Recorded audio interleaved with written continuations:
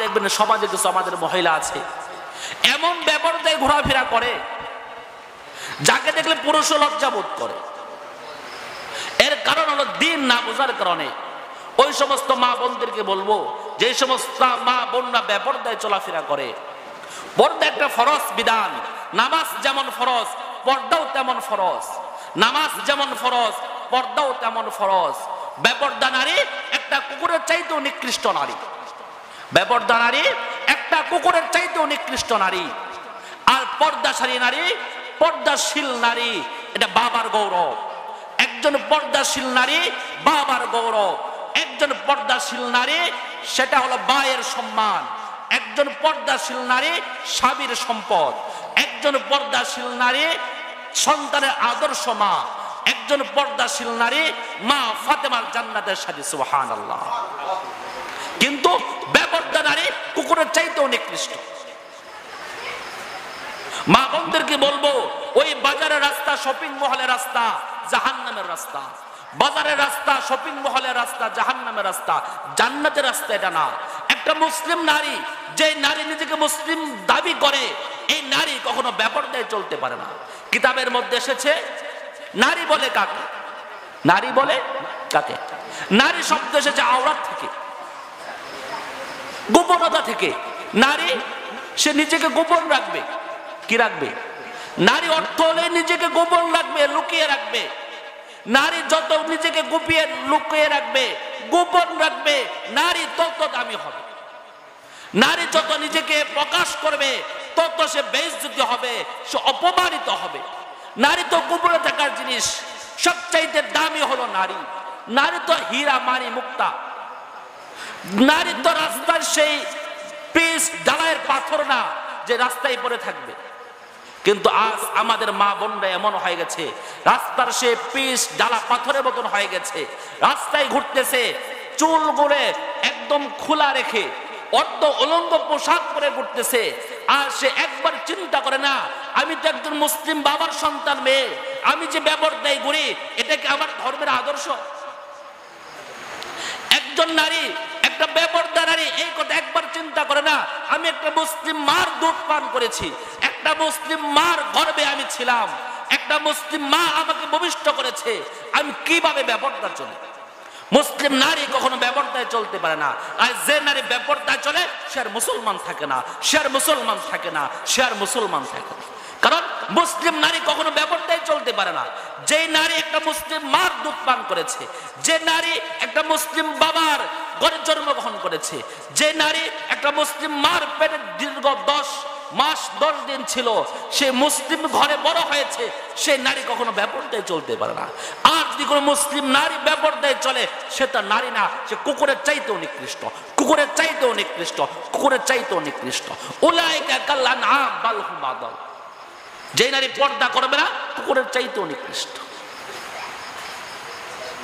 কিতাবের মধ্যে এসেছে, হাদিসের মধ্যে এসেছে, আল হায়াউ শুবাতুম মিনাল ঈমান, লজ্জা ঈমানের অঙ্গ। এখন দেখবেন আমাদের সমাজে কিছু মহিলা আছে যারা পুকুর পাড়ে গোসল করে, অর্ধ উলঙ্গ কাপড় পরে কিনা। অথচ পুকুর পাড়ে রাস্তা দিয়ে কত মানুষ যাচ্ছে, কত ভ্যানওয়ালা যাচ্ছে, কত ঠেলাওয়ালা যাচ্ছে, কত দুশ্চরিত্র যুবক যাইতেছে আর পুকুরে গোসল করতেছে, নদীতে গোসল করতেছে। পুরো মুসলিম মেয়ে কখনো পুকুরে গোসল করতে পারে না পর্দাবিহীন, পুরো মুসলিম মেয়ে কখনো নদীতে গোসল করতে পারে না পর্দাবিহীন। সে মুসলমানই না, কারণ তার ঈমানই নাই।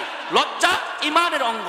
যার ঈমান আছে, লজ্জা আছে, এই ব্যক্তি কোনো খোলামেলা গোসল করতে পারে? বলেন, পুকুরে গোসল করতে পারে? এর জন্য মুহতারাম হাজিরিন, আমরা আমাদের পরিবারকে বোঝাবো, নিজেকে বুঝবো। পর্দাশালী নারী মা ফাতেমা জান্নাতের সাথী। মা ফাতেমার সাথে, মা ফাতেমার জান্নাতের সাথী হলো পর্দাশালী নারী। আর বেপর্দা মহিলা জাহান্নামের লাকড়ি। বেপর্দা মহিলা জাহান্নামের লাকড়ি। বলি, বেপর্দা মহিলা জাহান্নামের লাকড়ি। বেপর্দা মহিলা জাহান্নামের লাকড়ি। ওই বেপর্দা মহিলা যে রাস্তাতে তার রূপ যৌবন দেখায়, যে বেপর্দা মহিলা রাস্তায় হাসে, ও মুহতারাম হাজরিন, বেপর্দা মহিলা তো হাসে না, সে আগুন জ্বালায়। কি জ্বালায়? বেপর্দা মহিলা হাসে না, আগুন জ্বালায়। বেপর্দা মহিলা শরীর না, এটা জাহান্নামের লাকড়ি। জাহান্নামের কি? বেপর্দা মহিলার শরীর, সেটা শরীর না জাহান্নামের লাকড়ি। আর বেপর্দা মহিলা হাসে না, সে কি জ্বালায়? আগুন জ্বালায়। বেপর্দা মহিলা সমাজের নিকৃষ্টতম প্রাণী। কি প্রাণী? বেপর্দা মহিলা সমাজের নিকৃষ্টতম প্রাণী। এই সমাজটাকে নষ্ট করেছে কে? এই বেপর্দা নারী আজকে সমাজকে নষ্ট করেছে, আজকে যুবকদের চরিত্র নষ্ট করেছে। এই বেপর্দা বেহায়া কিছু নারী যুবকদের চরিত্রকে নষ্ট করে সমাজকে নষ্ট করেছে। ও মা জাতি, তুমি হলো শ্রেষ্ঠ জাতি। কি জাতি? মা জাতি ছিল শ্রেষ্ঠ জাতি। একমাত্র পর্দাকে লঙ্ঘন করে বেপর্দা হওয়ার কারণে সমাজে নিকৃষ্ট জাতিতে পরিণত হয়েছে। ঠিক কিনা? আজ যদি মা জাতি আবার পর্দা অনুযায়ী নিজের জীবনকে সাজায়, কি অনুযায়ী? আল্লাহর বিধান অনুযায়ী নিজের জীবনকে সাজায়, সে সবচাইতে দামি হবে। কি হবে? আজও জুনায়েদ বাগদাদির মায়ের কথা মুসলিম জাতির সম্মানের সাথে স্মরণ করে। কেন? সে একটা পর্দাশালী মহিলা ছিল। জুনায়েদ বাগদাদির মা ছিল দামি নারী। খাজা মঈনুদ্দিন চিশতির মা ছিল দামি নারী। হুসাইন আহমদ মাদানির মা ছিল দামি নারী। খাজা মঈনুদ্দিন চিশতির মা ছিল দামি নারী। ইমাম আবু হানিফার মা ছিল দামি নারী। ইমাম শাফির মা ছিল দামি নারী। ইমাম আহমদ ইবনে হাম্বলের মা ছিল দামি নারী। এই সমস্ত দামি নারীর কারণেই তো সমাজ উলামায়ে কেরামের জন্ম হয়েছে। শ্রেষ্ঠ সন্তান উলামায়ে কেরাম দুনিয়াতে পদার্পণ করেছে একমাত্র নারী দামি হওয়ার কারণে, নারী নিজেকে হেফাজত করার কারণে।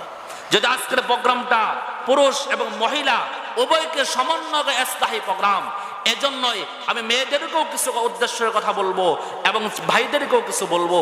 এটা হলো আমাকে সর্বপ্রথম আমার পরিবারকে পর্দা অনুযায়ী চালাইতে হবে। কি অনুযায়ী ভাই? পর্দা। দেখবেন সমাজ যত ঝগড়া বিবাদ আছে, একদম পরিবারে ভাই ভাইয়ের ঝগড়া একমাত্র পর্দা না থাকার কারণে। ছোট ভাই বড় ভাইয়ের বউকে দেখতে পারে না, বড় ভাই ছোট ভাইয়ের বউকে দেখতে পারে না। এই যে প্রতিহিংসা, ভাই ভাইয়ের ঝগড়া, এগুলো কেন? একমাত্র পর্দাকে লঙ্ঘন করার কারণে। যদি বড় ভাই পর্দা করত, ছোট ভাই পর্দা করত, মেজ ভাই পর্দা করত, তাহলে সমাজে আর বিশৃঙ্খলা হতো না, সমাজে আর প্রতিহিংসা তৈরি হতো না। এই জন্য মুহতারাম হাজরিন, আমাকে পরিবর্তন হওয়া লাগবে, জাহান্নামের আগুন থেকে বাঁচা লাগবে। এই দুনিয়াটা একদম অল্প একটা দুনিয়া। কি দুনিয়া? একদম অল্প সামান্য একটা দুনিয়া। এই দুনিয়া একদম ক্ষণস্থায়ী দুনিয়া।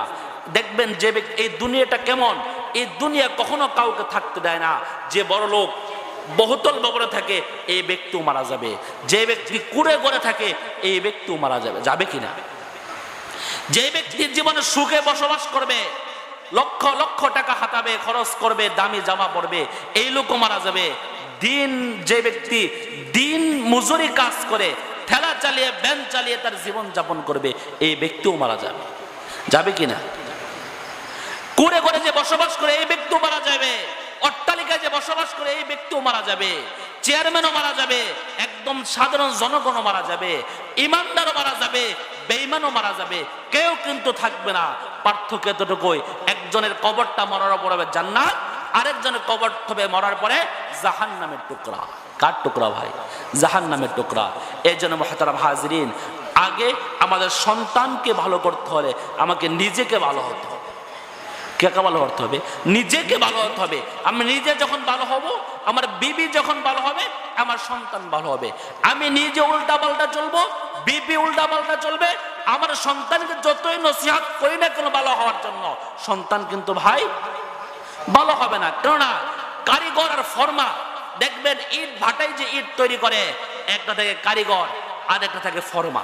কি থাকে? কারিগর আর ফর্মা। স্বামী হলো কারিগর, স্ত্রী হলো ফর্মা। ফর্মা যদি বাঁকা থাকে, কারিগর যতই ভালো থাক, ইট ভালো হবে? ইট ভালো হবে না।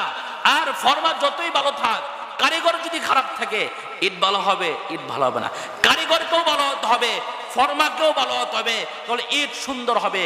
তদ্রুপ ভাবে আগে যদি পুরুষ ভালো হয়ে যায়, স্বামী যারা রয়েছে, আমরা যে ন্যায় পরায়ণশীল হয়ে যায়, আমরা যে মুত্তাকিন হয়ে যায়, আমরা যে নামাজি হয়ে যায়, যুবক ভাইরা যে নামাজি হয়ে যায়, আর মা বোনরা যে পর্দাশীল হয়ে যায়, এই যে দিন মানে, তাহলে সমাজের আগামী প্রজন্ম, আগামী সন্তান এরা ভালো হবে।